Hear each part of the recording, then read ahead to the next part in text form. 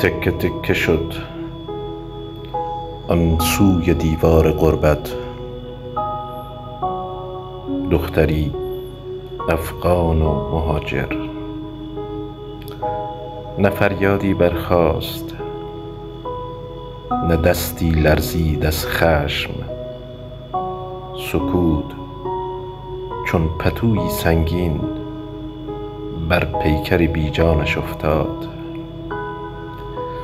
کسی صدایش را نخواست که صدای یک مهاجر ارزش شنیدن نداشت.